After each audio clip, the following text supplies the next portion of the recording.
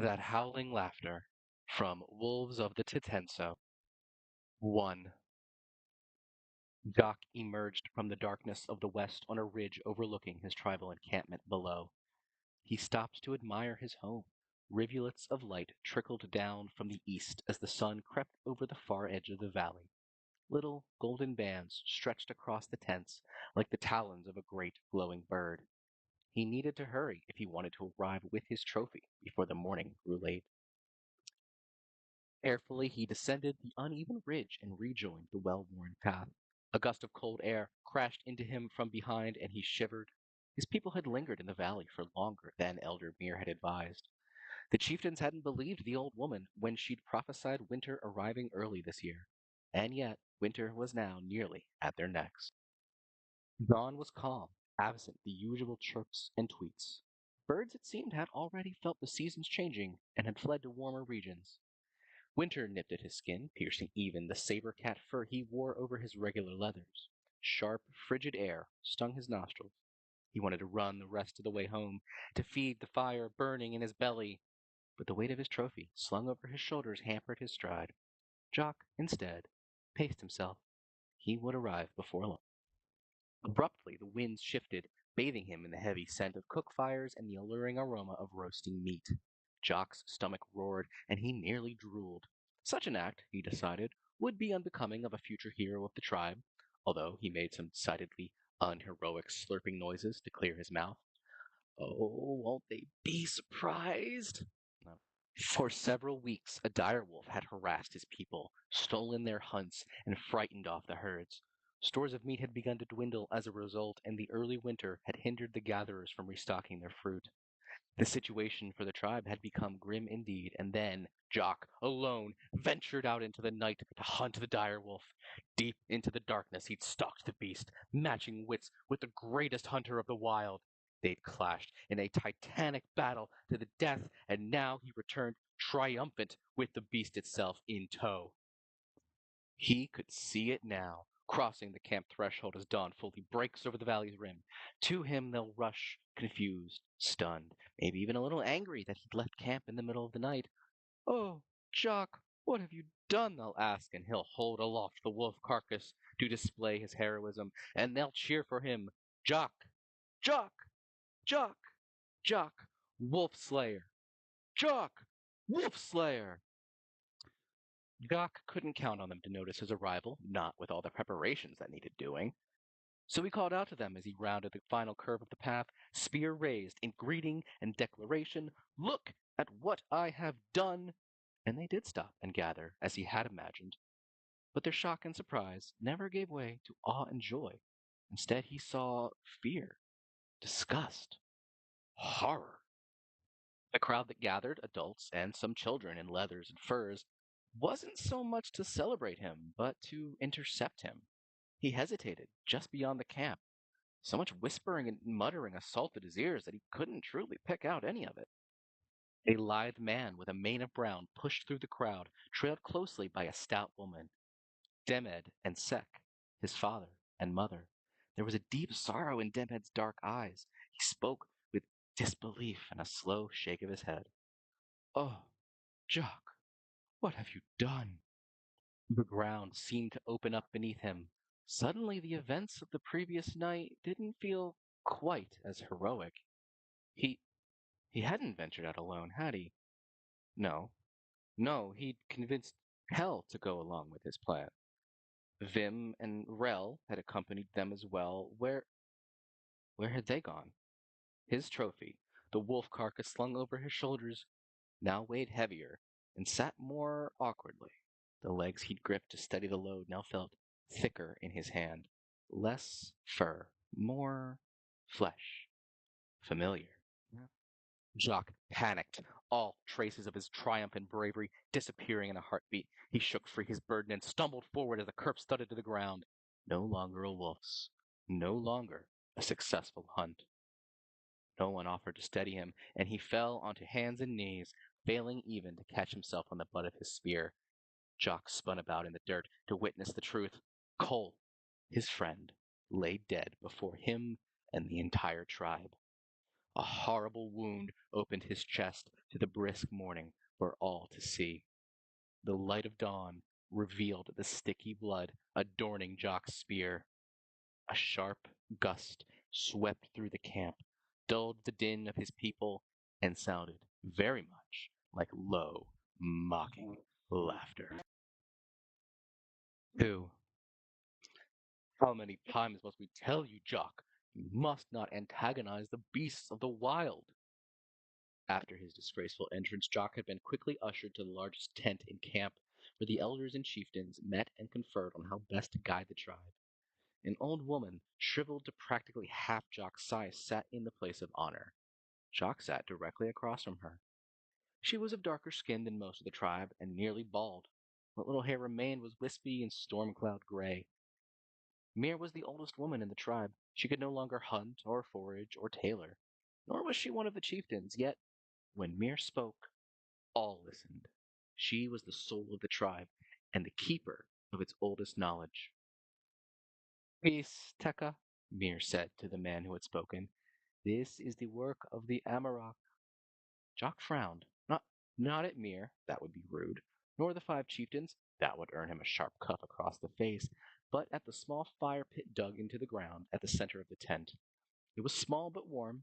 The thick mammothite shelter maintained an even temperature, and the opening at the top allowed the smoke to billow out. You knew this thing wasn't just a direwolf? A direwolf is not just anything, Jock, Mir chastised. It is a danger you should not have pursued in the dark, armed and allied or not. And yet, as you have said, this was not merely a direwolf, but a great beast, the Amarok. And the Amarok is something you should absolutely have not sought out. The 5 chieftains stood behind her at the perimeter of the tent, also across from Jock. While Mir offered kindness and understanding in her aged eyes and crackling voice, the chieftains offered only judgment. They towered over Jock and Mir, 5 nearly identical men of about mid-age, stern and dark-haired. Jock could only identify them because they always stood in the same order, from left to right: Gen, Tekka, Bel, Mivir, Hup. Tekka would not be so easily calmed. He should not have been out after dark, Elder. None of them should. Mir inclined her head. This is true. They violated an old law of the wild by leaving the camp after nightfall. It has been harassing us. It has been driving away all the elk and the mammoths. That is its way. This is what the Amarok does. It stalks, it harasses, it tricks, and eventually it will move on. I have seen Amarok before. They will always move on. But now you have given it the response it desired. Now it knows our tribe will fight back. It will follow us longer, Jock, into the winter. But if could, you will not. Amarok is not a normal wolf to be driven off with fire and drums. It hides itself in the night, in the mist, and now that the seasons are changing again, it will hide itself in the snow. You cannot track a creature so a part of the wild. If you wish to be a hunter, young one, then remember the first lesson taught to you. Respect your prey. Is that what we are? Are we hunters? Or are we prey? We are both sometimes. To the elk, to the mammoths, to the aurochs we are hunters. To the wolves and the cats, we are rival hunters, but hunters still. But to the great beasts, to the Amarok, no, we are prey to the Amarok. It hunts us for our fear and our foolishness, the way we hunt for meat and skin. You, Cole, Vim, and Rel, fed it well last night. But I escaped from it. Did you? I believe Cole's body would say otherwise. I don't understand.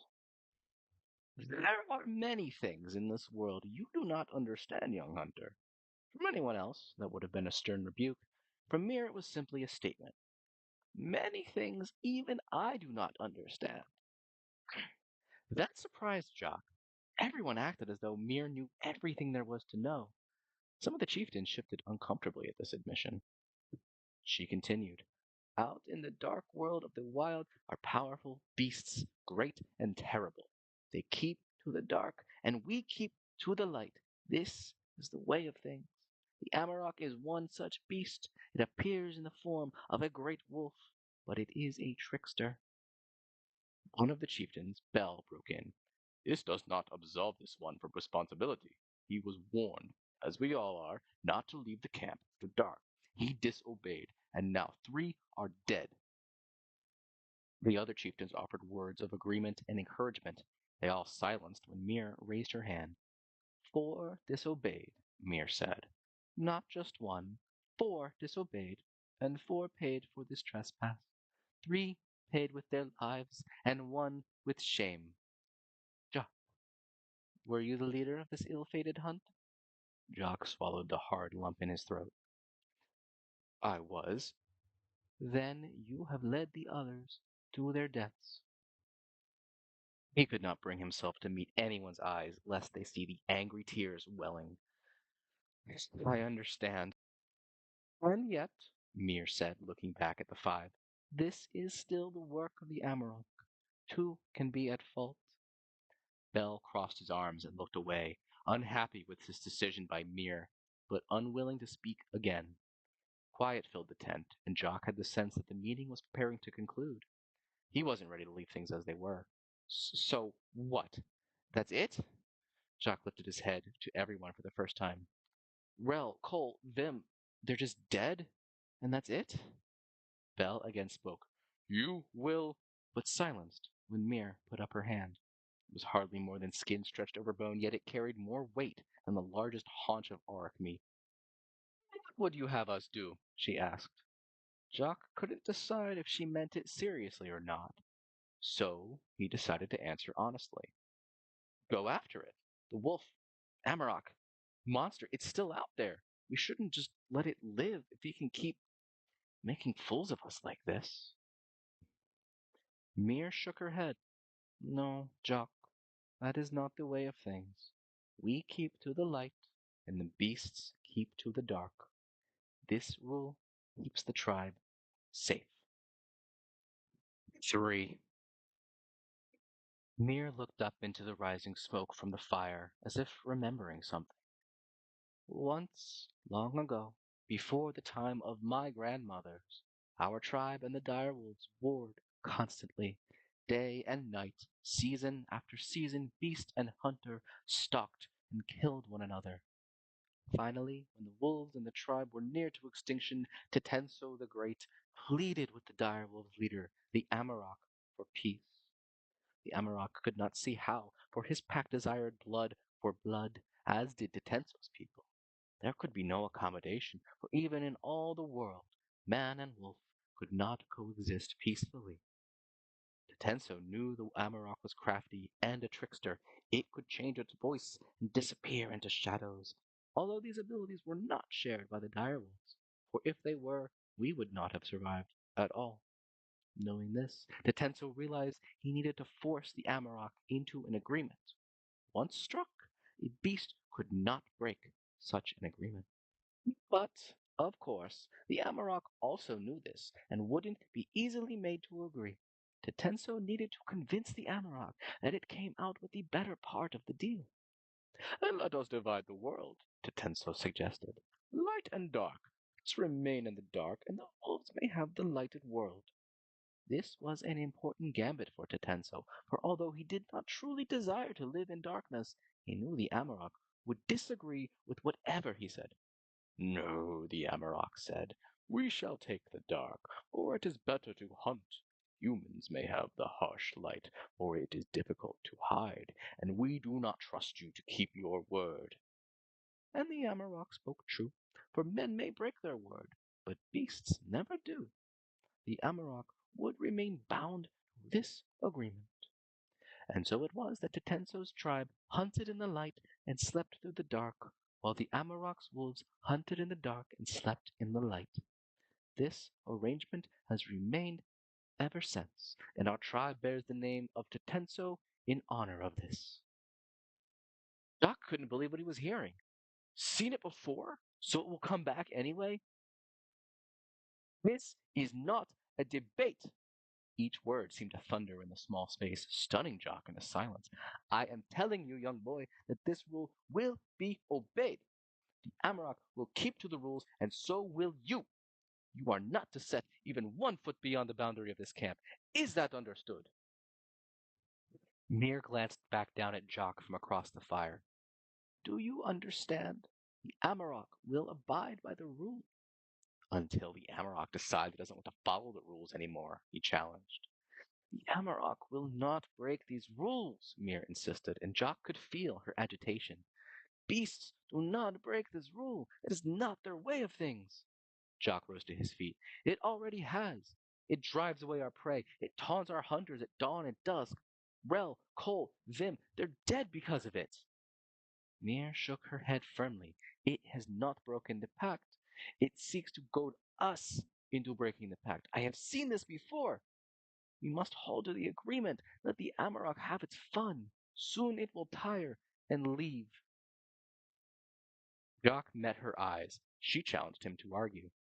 Her eyes were small, sunken into her face, and nearly clouded over with age, but in that moment they radiated a strength greater than the midday summer sun.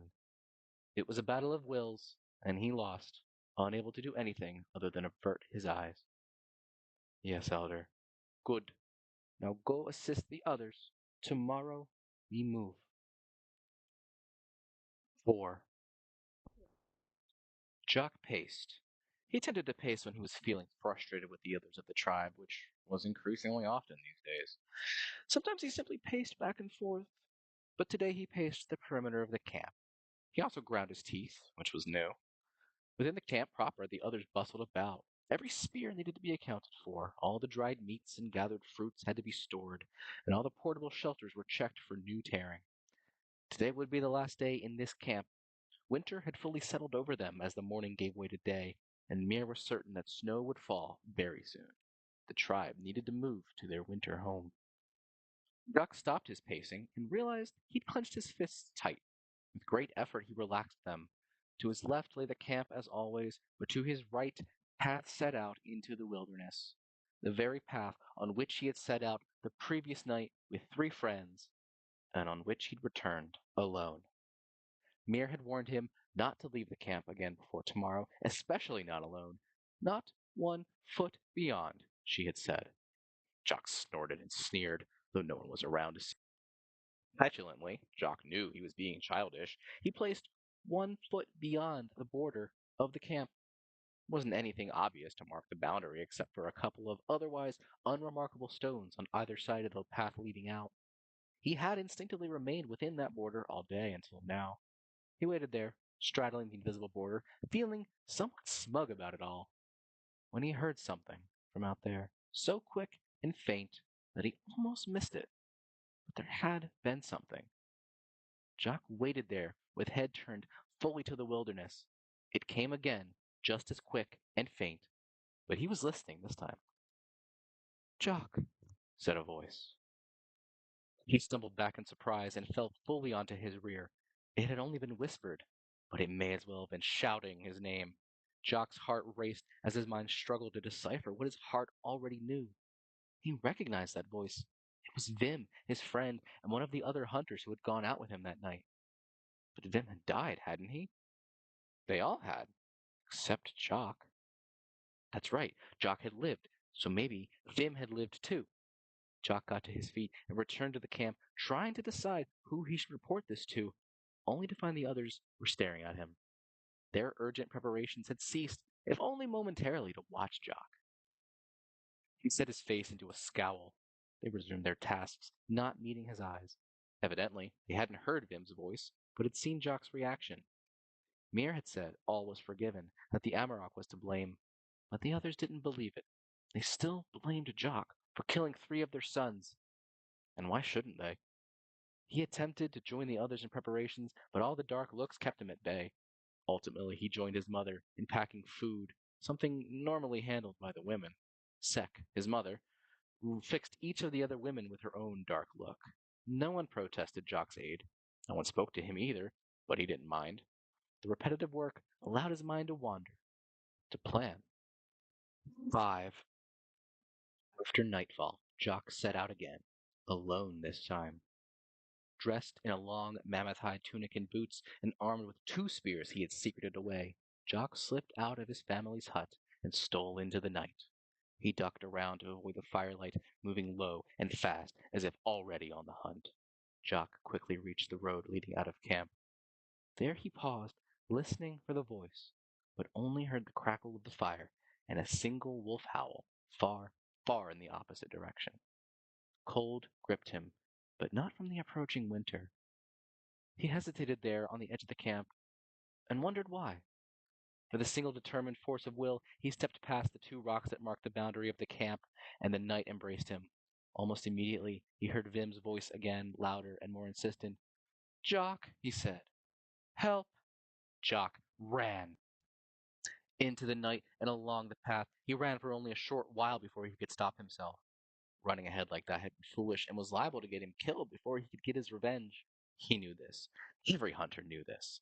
Yes, that's what he was. A hunter, even now alone and tracking, not for survival, but vengeance. He was still a hunter.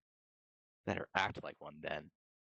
He dropped low, back hunched, legs bent, active spear gripped with both hands, ready to either strike or to move in an instant.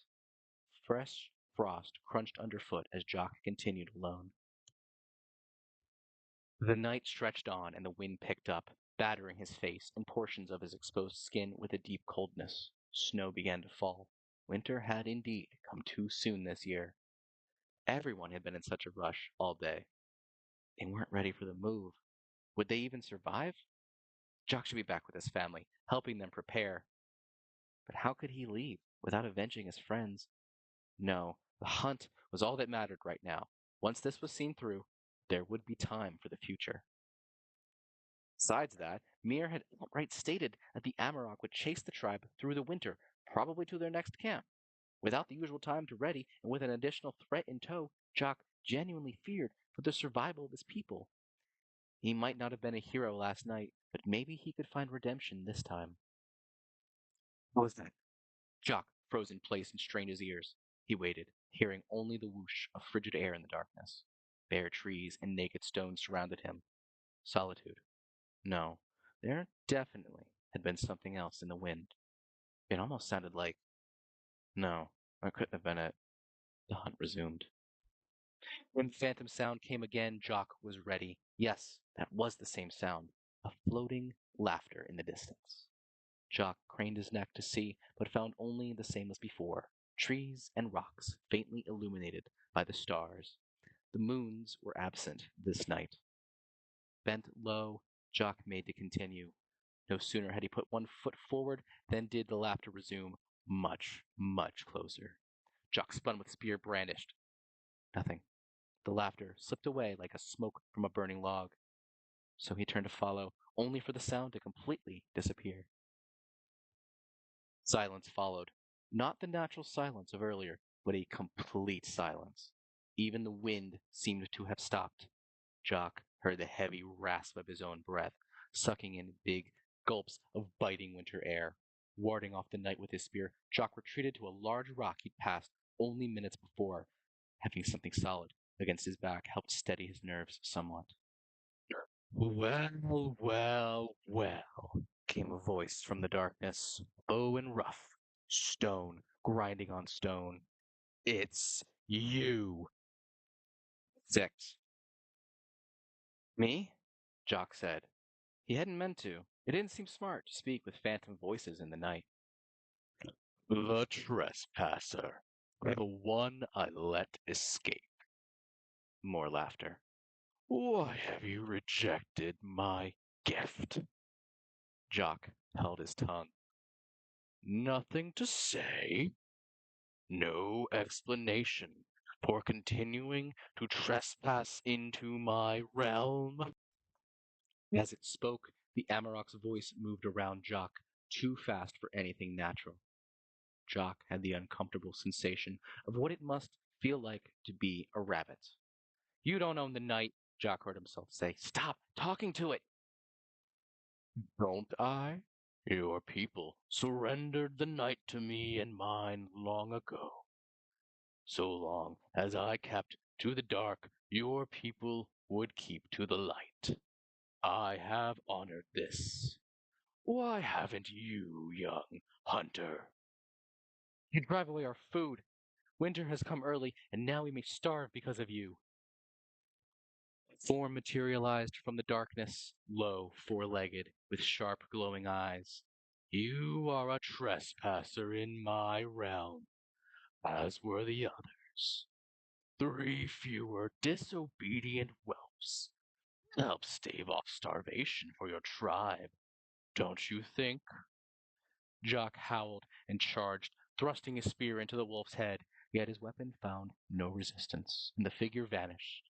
Jock lost his footing and slammed onto the cold earth. The Amarok laughed. Do you believe me, cruel trespasser? You tricked me into killing my friend. All tricks are cruel, little hunter. Would you like me to tell you the greatest trick of them all? What could be a greater trick than forcing friend to kill friend? Snow spun around him, faster and faster. Eldermere had once told the story of a horrible spinning cloud that stretched from sky to earth, tearing apart trees and throwing boulders a great distance. Her father had escaped death by hiding in a small cavern, but he'd told her, and she'd told Jock, of the moment when the horrible cloud passed over him, of the eerie calm bounded by fierce winds all around. For the first time, Jock thought he might understand what that had been like. Humans are the greatest trick, the truest liars, and the cruelest deceivers. Show yourself and face me. Humans are the only beast to break their own rules. You bind us beasts, you bind me with rules and customs and ritual. You claim these rules are mine and not yours. Another phantom appeared in the swirling wind and snow. Jock hurled a spear. It struck the ground, but the phantom disappeared. What are you talking about? His words were swallowed up by the howl. The greatest trick, the Amarok said from everywhere around Jock, is one you have played on yourselves. Jock roared into the night. Your words are poison. You hate me for my tricks. You are the trespasser, pup. You are the breaker of rules. I behave only as I must. Hate me if you must, but understand that your friends died because of you. Lies. My words are truth. I do not lie. You are a trickster. Tricksters are liars. A problem, then. How do you trust the liar when he tells the truth?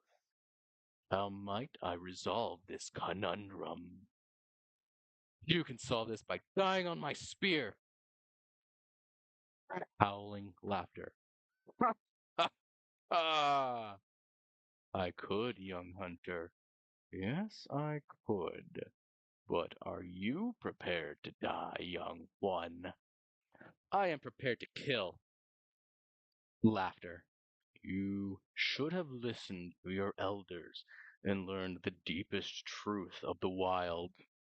All who are prepared to kill must also be prepared to die. That dark shape reappeared from the cold storm with glowing eyes that rooted Jock in place. Rage supplanted the fear that gripped him. Then, an idea. A trick. Jock ducked behind a large rock and pulled off his mammoth hide. Laughter from beyond. Cowering little hunter? Jock stuck his spear through the hide, but not all the way through. It was thick enough that the hide remained in place. He had only seconds. Jock laid the hide and spear against the rock and skulked away into the night. The shape, the wolf, the Amarok, lunged forward, sharp teeth gleaming in the starlight. It crested the rock, jaws sinking deep into the mammoth hide. The beast snarled gleefully as it tore apart its assumed prey. Rock circled around to where his first spear had landed, seized it. With a great heave, it pulled free of the ground. Jock spun in place and prepared to strike. What is this? The Amarok had realized the deception. Where are you? Jock crossed the distance in long, quick strides. 1 foot on the rock, he went up and over in a smooth arc worthy of a seasoned hunter. Right here! He drove that spear down into the Amarok's flesh, piercing muscle, sliding across bone and out the other side. The wind evaporated. No more tricks, Jock declared. The Amarok turned one intelligent eye upon him. Its snarl curled upward into a too human grin. It breathed out one final time, a hoarse, stuttering gasp, and then died. 7. Rock was weary on his feet by the time he returned home. Dawn had come. He wanted nothing more than to sleep, but preparations for the migration were still needed. Things were looking bad enough without Cole, Vim, and Rel. The tribe needed him today. A light sorrow hung around him this time. Even with the Amarok slain, he had nothing to show for it. No trophy. The beast had vanished before his eyes. At first he had assumed this to be yet another trick, but as the thrill of the hunt had worn off, he recalled another story from Mir. The Amarok wasn't the only creature like it in the wild. They were as varied as the animals themselves, from wolves to birds to fish. Yet they all shared one trait. They did not leave behind a body if they were slain. Instead, they returned to the realm of spirits. Jock had waited, concealing himself as before in case the Amarok revealed itself again. But as night surrendered to day, Jock began to believe he'd truly done it. His tribe was safe from the Amarok. With heavy-lidded eyes, he could only concentrate on the path, putting one foot before the other. His spear, still stained with blood, steadied him like an elder's walking stick. Just a little farther. Nearly there, Chuck. You did it. Gentle muttering reached his ears from the camp, and they lifted his heart and his feet. A surge of wakefulness carried him the final steps home. He crossed the threshold and threw his arms wide to proclaim that he had returned. An apology, all the trouble he'd caused, formed and died on his lips as someone shouted, "Wolf!" Alarmed, Jock looked back over his shoulder, but saw nothing. They were pointing behind him at something. No, they were pointing at him. Thump! Jock heard the spear pierce his chest more than he felt it. He stumbled back and fell. A hunter from across camp had thrown it expertly. Jock's grip on his own spear slackened and it rolled away from him. Gasps arose, and Jock heard, behind it all, that low howl of laughter that had become so familiar to him. Darkness crept in around him, and then he understood. The Amarok had played one last trick on him.